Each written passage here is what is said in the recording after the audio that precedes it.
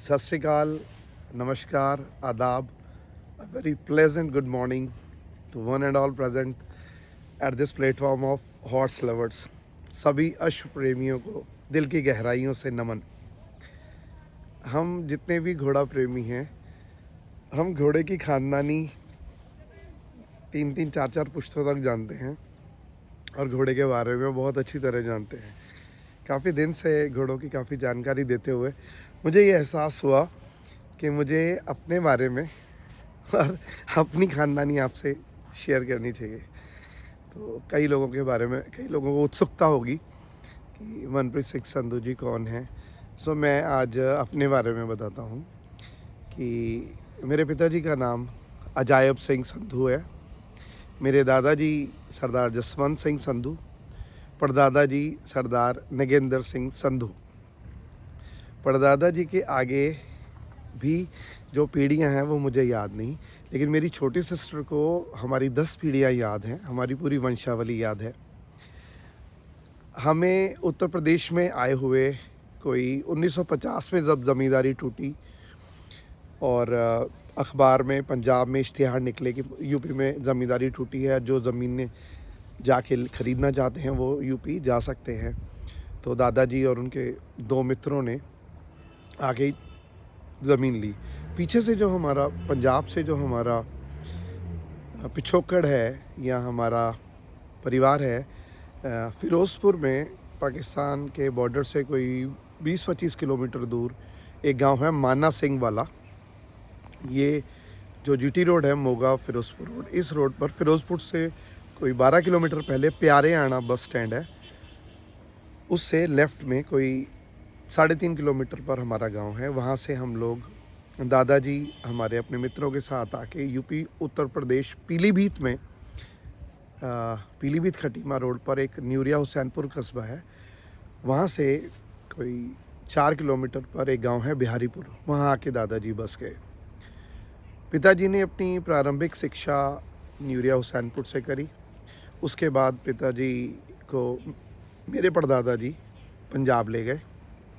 पिताजी ने अपनी पढ़ाई पूरी मैट्रिक तक पंजाब में करी। उसके बाद उन्होंने इलेक्ट्रिकल्स में डिप्लोमा किया और उन्होंने ताउम्र जो है जॉब जो करी है वो एक ही इंडस्ट्री में करी, भारत इलेक्ट्रॉनिक्स लिमिटेड में, और वो एज अ मैनेजर रिटायर होते हैं और इस समय फार्म हाउस देख रहे हैं। पिताजी के बारे में और फैमिली के बारे में एक अलग वीडियो होगा। आज मैं अपने बारे में ही बताना चाहता हूँ। पिताजी ने जब जॉब करी पहले स्टार्टिंग बेंगलोर से करी, फिर वो गाज़ियाबाद में आ गए बेल के यूनिट में।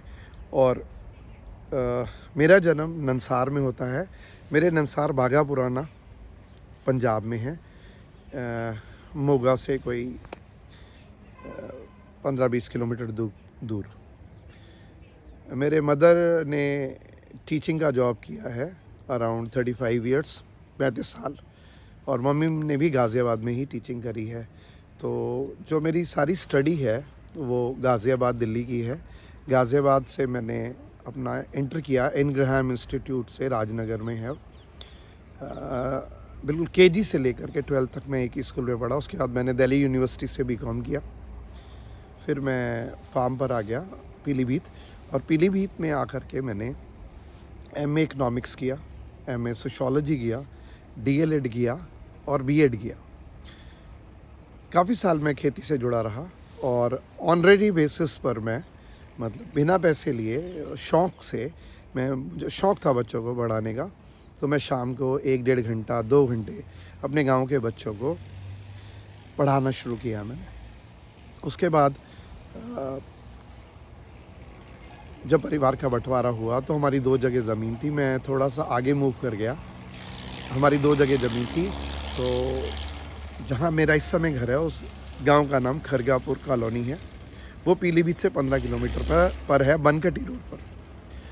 तो वहाँ जब चला गया तो खेती करने के दौरान काफ़ी टाइम बचता था, और ये मन में एहसास हुआ कि मुझे ये जो टाइम बचता है इसको विद्या में या एजुकेशन में देना चाहिए, और मुझे फॉर्मली ज्वाइन करना चाहिए स्कूल।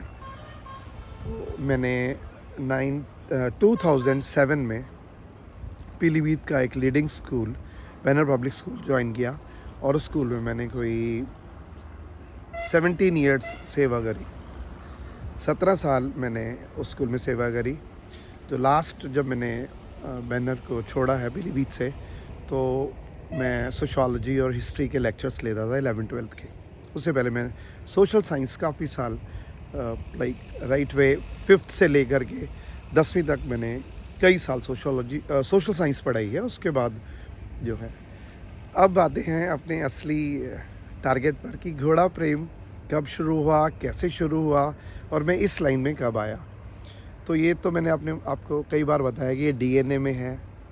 हमारे जो सिखों के 6वें गुरु हैं, गुरु हरगोबिंद साहब, उन्होंने जो ये कंसेप्ट दिया है मीरी पीरी का कि आप में योद्धाओं वाली कला भी होनी चाहिए और आपको एक फ़कीरी भी आपके अंदर होनी चाहिए। मतलब एक इंसान को एक संत भी होना चाहिए और सिपाही भी होना चाहिए, और 2 तलवारें उन्होंने पहनी। तो ये डीएनए में वहीं से आ गया, अच्छी बेहतर नस्ल के कुत्ते पालना और घोड़े पालना। बाकी फिर टीवीज़ में जब हीरोज़ को देखा करते थे कि वो अच्छी राइडिंग करते हैं, तो एक चाव आता था। फिर एशियन गेम्स, ओलंपिक गेम्स देखते थे, तो घोड़ों ने मुझे हमेशा आकर्षित किया। काफ़ी देखता था घोड़े। जब से यूट्यूब आया और शौक़ बढ़ गया, रोज़ के 1-1, 2-2 घंटे वीडियोस देखने, इसके बारे में जानना समझना। फिर धीरे धीरे थोड़ा पैसा सेव किया कि चलो घोड़ी लेते हैं। कई बार सेव किया, कई बार फिर खर्च दिया, कई बार सेव किया, कई बार खर्च दिया। फिर फाइनली एक अच्छा दिन आया और मैंने 2020 में लॉकडाउन से पहले घोड़ी ली, जिससे मेरा लॉकडाउन बहुत अच्छा कटा। फिर वो गाभिन घोड़ी थी, उसने बच्चा दिया गुलबाग, और मैं पिछले 4.5 साल से गुलबाग को पाल रहा हूँ, रेस कर रहा हूँ। आपके सामने ऑलमोस्ट डेली हम वीडियो बनाते हैं और आपको पेश करते हैं। 2023 में मैंने जो है बैनर पब्लिक स्कूल और पीलीभीत को अलविदा कहा और मैं आगे मूव किया।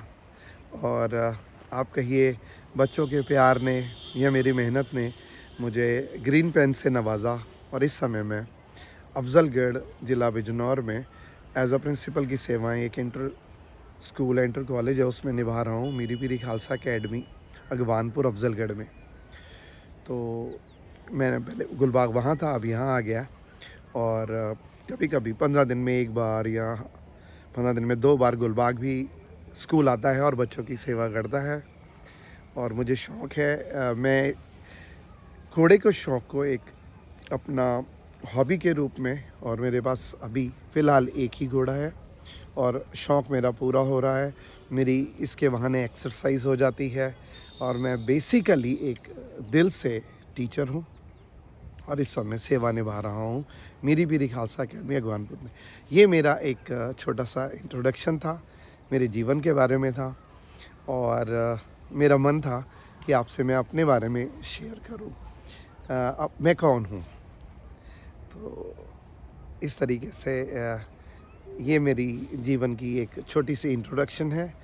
और अपकमिंग दिनों में, आने वाले दिनों में, मैं अपने परिवार के बारे में भी, अपने पिताजी के बारे में, अपनी माताजी के बारे में, अपने भाई बहनों के बारे में और अपनी वाइफ और अपने बच्चों के बारे में भी आपको इंट्रोड्यूस कराऊंगा। आपका वीडियो देखने के लिए बहुत बहुत धन्यवाद। और आप को अगर मेरा व्यक्तित्व या पर्सनालिटी अच्छी लगी हो तो आप मुझे कमेंट करके बताइएगा कि मेरा जीवन या मैं आपको कैसा लगा। शुक्रिया, धन्यवाद। आपका दिन मंगलमय हो। Thank you. Have a nice day. Waheguru ji का खालसा, वाहिगुरू जी की फतेह।